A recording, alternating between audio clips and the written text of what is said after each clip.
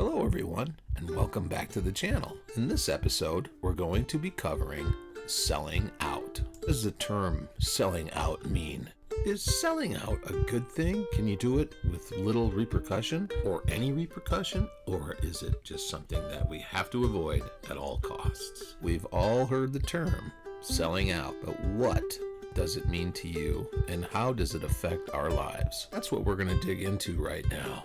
My name's Jeff Mohr. I'm the Northwoods Carver, and thanks for seeing what I saw. Well, I think the type of selling out that people are concerned about, and the one that might piss a lot of people off, or even start major conflicts, whether it be in business or personal relationships or whatever, to betray one's cause or associates, especially for personal gain. Now, as an artist, you would think selling out would be, that's a good thing. For me, selling out would be a good thing because who cares what everyone else is thinking when you have bills to pay? They don't have, these people that are looking at your situation are not paying your bills. So that's where I just, I gotta, to each his own. And the only time I think it would be seriously bad is if you threw a bunch of people under the bus so you can make a couple bucks. Now that's the different thing, or $1 million or whatever.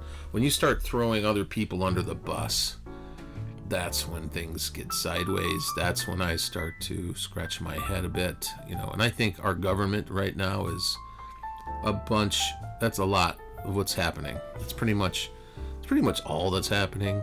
Okay, so let's go over a few ways that people sell out or have sold out. And I mean, there's good ways and bad ways. Obviously, if you're selling a product, like something that you've created, and you sell out of them completely, that's a good thing. You sell out.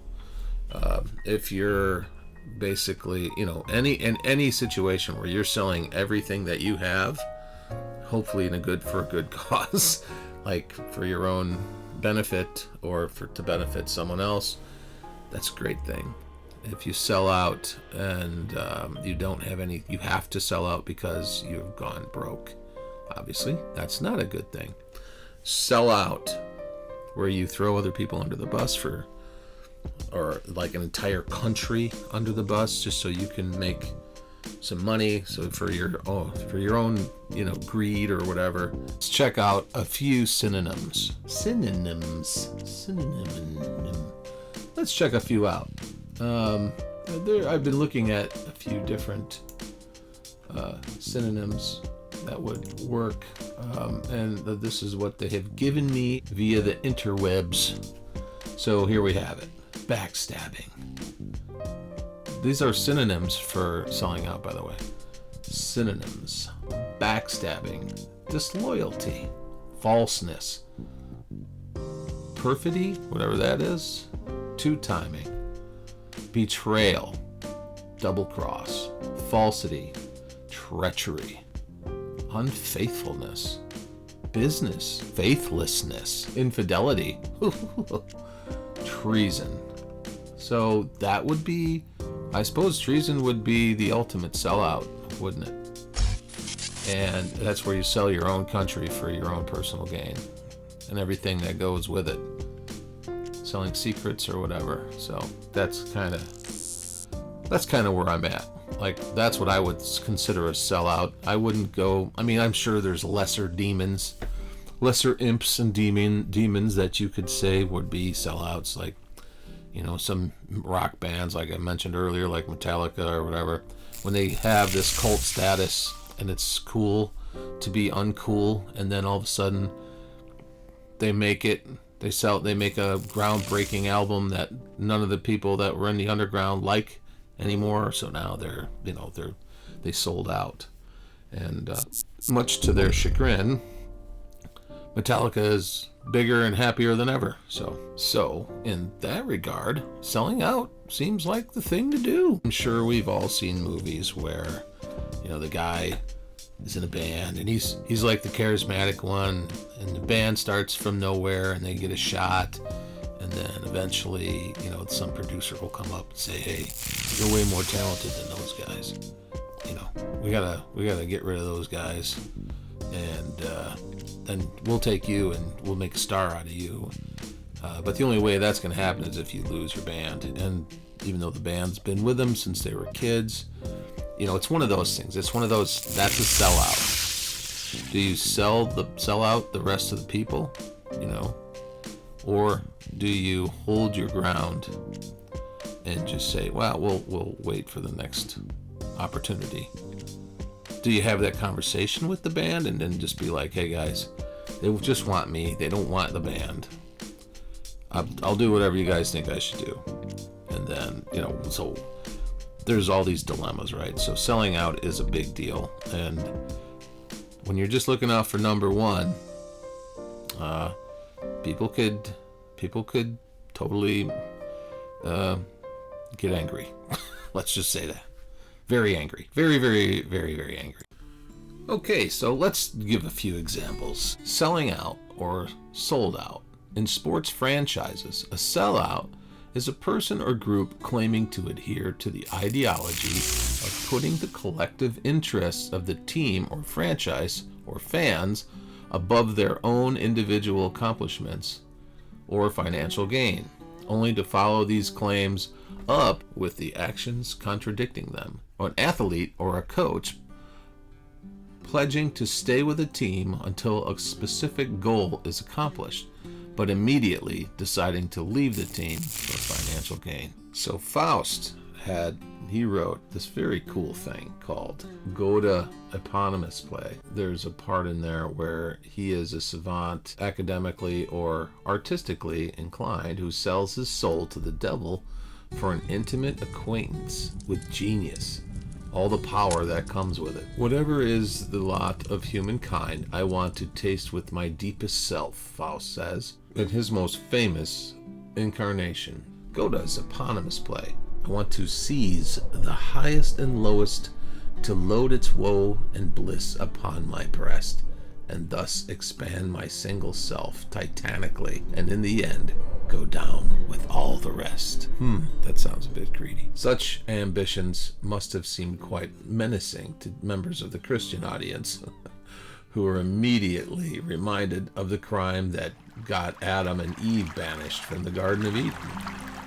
But whatever the notion of selling one's soul seems indivisible, why do we recoil at the idea of selling our souls, whether for art, knowledge, or for lucrative reasons? For the faithful, the answer is simple. Whatever you might hope to gain by selling your soul, it can't possibly be worth an eternity of damnation.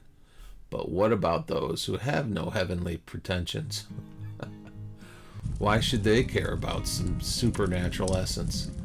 Or more intriguing yet, what about those who actually believe in the afterlife, but hold that bargain of going to work on Wall Street is merely hellish hours, not a bar to the pearly gates? Well, that's interesting. So selling out, as far as the pearly gates and working at the stock exchange, I'm not sure how that one is going to go, because I'm sure some people, it's considered hellish hours, but honestly, there's some crooked people that don't give a crap about anybody working there. And there's people like that just everywhere. Thankfully, I haven't had the chance to meet any of them. I've met a few people that are less than desirable that I would probably not want to do business with, but for the most part, I just see people being good. I don't know about you, but I like people in general. I just don't like crowds. When I get in a crowd, I just want to leave. Because your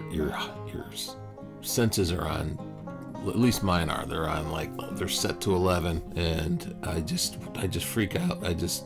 You can't get a read on any one person, so you're always looking for the most trouble so that you can avoid it, avert it, or whatever. I don't know, I'm just wired that way. If I'm walking through a parking lot, I do the same thing.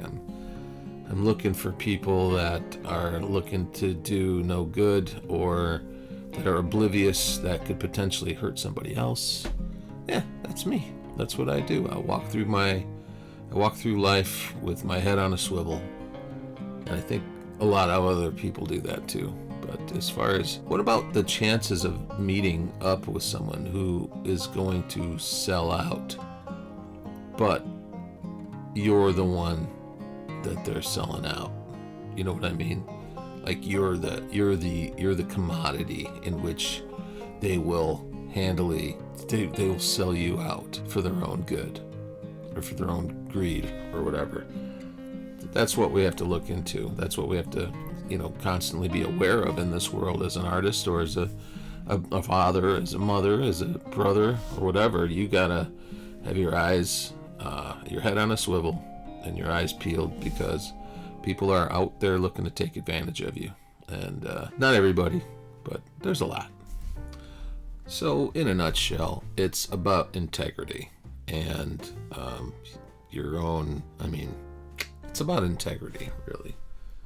Now, when it comes to selling one's soul, the misevaluation that haunts most people is neither identified with nor potentially remedied by the price mechanism. Instead, it involves the moral and practical implications of putting a price on one's character. The Judas mistake, we might say, was not that 30 pieces of silver was an insufficient price for betraying Jesus, but that his loyalty was for sale in the first place. This is essentially what we mean when we say that someone is selling his soul, or more simply, selling out. He is willing to sell something greater, honor, virtue, and integrity, for something less, which is money. And striking such a bargain either corrupts one's character or suggests it was already compromised to begin with. Much like the man who raids the pantry for another cookie, knowing that his indulgence will undercut his diet. We can be crystal clear in conscience that securing our integrity is far more important than stuffing our wallets, and sell our souls nonetheless. However, humans are fallible creatures, and lapses of intention are far more familiar than instances of iron resolve. Keeping this in mind can provide a helpful reminder that if actions speak louder than words, it isn't because the words themselves are necessarily hollow. Rather, talk is cheap, and it can be hard to live by the commitments our mouths so freely make. So here's another example. Andrew Carnegie provides a useful illustration long before he became a steel baron. The 33-year-old Carnegie wrote to himself regarding the moral and practical upshot of the success he was already enjoying investing in railroads. I propose to take an income no greater than $50,000 per annum, I guess is what he called it back then. $50,000 a year, he declared, identifying the dividend income he already enjoyed in 1868. Just over $1 million a year in today's dollars. Beyond this, I need ever earn. Make no effort to increase my fortune, but spend the surplus each year for benevolent purposes. Man must have an idol, and the amassing of wealth is one of the worst species of idolatry. No idol is more debasing than the worship of money. Well, there you have it, folks. You have the historical aspect of selling out and the political aspect of selling out. What about rock and roll? What about all these rock and roll people that have sold out over the years, or people that have been described of being sold out or selling out? And what about the supermodels that have all taken a swing at the hamburger industry? There's that. Most people think that that's selling out. Why? I don't know. That's to me is, it's a paycheck. So there you go. Everything is a paycheck. Anyway, I hope you all enjoyed it. My name's Jeff Mohr. I'm the Northwoods Carver. And thanks for seeing what I saw. I'll see you on the next one.